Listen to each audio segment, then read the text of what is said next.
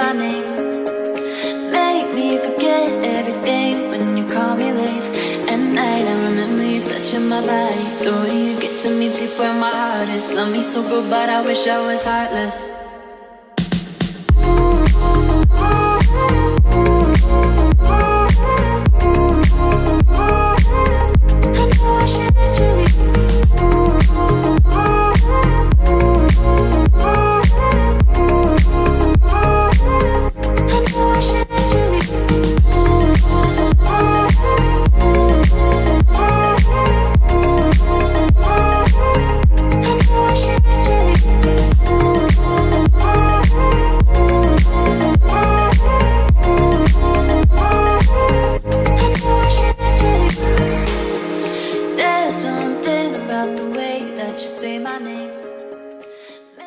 Hey guys. Hi guys.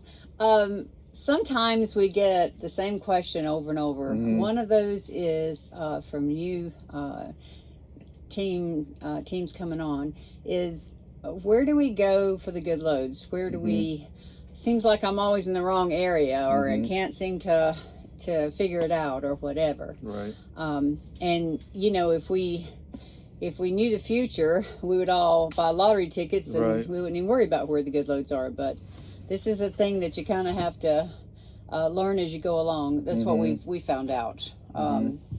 It's not always the same. It's ever changing, depending on what's going or coming. Some of the carriers, like FedEx and Landstar, they have different strong areas. Yeah. And you know, everything here is our experiences since we've been expediting. And one thing about it too is the whole market is ever changing. Yes. What's in demand, what we need, what's being expedited, it changes. Right. But in general, there are some areas that stay pretty busy, pretty consistently. Right. And that's kind of what we were going to go over today. Some of the places that we've seen are really busy lately in this past year is Minnesota.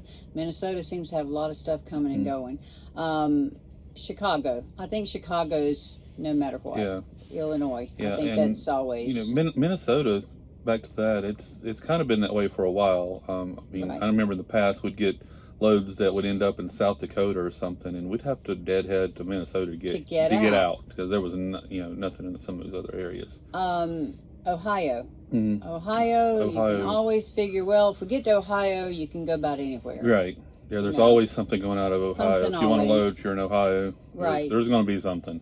North Carolina, the Research Triangle Park, you've got nothing but pharmaceuticals. Right. There's a lot of hazmat Raleigh out area there too. Raleigh. Tennessee. Tennessee does a lot of traffic. Right. Really, there's always trucks sitting there. And everybody knows Louisville, Kentucky. Right. A lot of stuff goes out there. Bourbon. We've done the bourbon. We've done lot. that one. Yeah. Right? Yeah, but there's a lot of pharma that goes out of Louisville also, along with other things. And if you get to Southern California, pretty good for pharmaceuticals going across. Yeah, San Diego, Los Angeles area, Ontario, there's things. We've had that experience both with FedEx and Landstar, Southern California. You can usually get out. Now there are some places, some places that you go, the loads go in quite regularly, but nothing comes out. Right. We found that to be Montana, for instance, Vegas, Las Vegas. Yeah.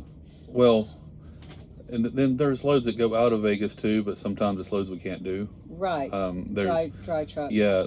I mean, usually having a reefer is a bonus. It opens up your possibilities for doing more loads. But then there are some customers, they absolutely will not put their product on your truck if you have a reefer. It doesn't matter if you haven't turned a reefer on in 5 years. Right. And it's dry as a bone back there. They will not put their freight on your truck. Slot machine, they're moving them around everywhere. And sometimes paper products, some books sometimes. Right. I mean, and that's, there are exceptions to every rule. We have hauled books before. We've hauled gaming equipment before. But, it's each their own. The customer kind of has the say in that and what they will and won't allow. And as we said, some carriers are stronger in certain areas. Like, for instance, FedEx, we used to know that if we loads went into North Dakota from FedEx, but you couldn't get out. Right. And like Chris said, you had to deadhead up to Minnesota. But with Landstar, we go there to pick up pharmaceutical loads because that's where some of their customers are. Depends on where the customers are. Yeah, they have loads out every week that are good paying loads. Right.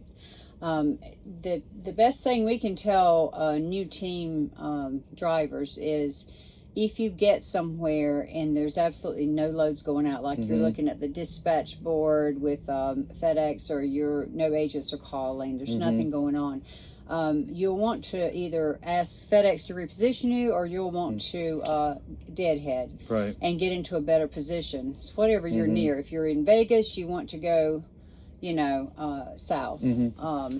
Just like we said, North Dakota, you'll want to go to Minnesota. Right. And a lot of it's trial and error. Watch the load board. Take note of what goes out. If you see a really big load going out of a location, just kind of take note when you see that again. And sometimes you can kind of position yourself by learning the schedule. Okay, this load's been going out every Tuesday. Right. So if you're close by on Monday, you might want to get a little closer for Tuesday or whatever, or whenever you see the loads coming out. True. And, we've just, it's been trial and error for us. We've been doing it for 5 years, and and honestly, sometimes we still sit. There's some people I'm sure has been doing it much longer, and they might have some advice that we don't know yet. Just like anything, you're always learning. But at the same time, these are some of the things that we wish someone would have told us when we first started. Right. But like you said, look at the load board, watch what's going on with that, see if you can figure out what's moving around you. We've talked about things like pharmaceuticals going out of certain areas, and then you've got, where's it at where they have all the beer, remember? St. Louis, Missouri. Yeah. Oh my gosh! So they run that all day. We've been there many times. Like I said, Kentucky, Louisville, they've got big bourbon facilities, and they travel. We took something all the way across to California, Southern California. Actually, I think Beverly Hills, as a matter of fact, or something like that. So you never know where anything's going or whatever. But it's a game of chance. It really is with this. You don't know. You just can't. There's not a magic ball. If you even ask the agents, they wouldn't be able to tell you so much what to do, what's going to happen. We would sit sometimes with FedEx and we'd say, hey, to dispatch, is there anything you see coming out soon? Should we stay in the area? And they can only see a week ahead, like they put on the board. Yeah, and even that, sometimes last minute customers will call up, but sometimes they would go ahead and reposition us in an area where they knew that we would be needed, and sometimes they'd say sit tight for another day or two or whatever. Which, well, they will. FedEx will ask you to stay if they don't have any trucks in that area, and they may ask you to stay in case something does come up. But again, with FedEx, if you ask. More than not, they will reposition you, get you into a busier area so you can start moving. Now, what we suggest with Landstar is if you need to deadhead somewhere and you see a load that's pretty far off, but you can deadhead it, you can ask for deadhead money. You ask for a little bit of money. Yeah, sometimes they can help you out with a little fuel to get you there. Now, I know they kind of stopped that a little bit with when things slowed down, but that used to be a thing they would always do. But it doesn't hurt to ask. So don't be afraid to take a load because you think you're going to get stuck. Because if it's a good enough load, you can count on, well, I've got enough money in here to deadhead too. Right. And, out here, 200 miles is not that big a deal. Right.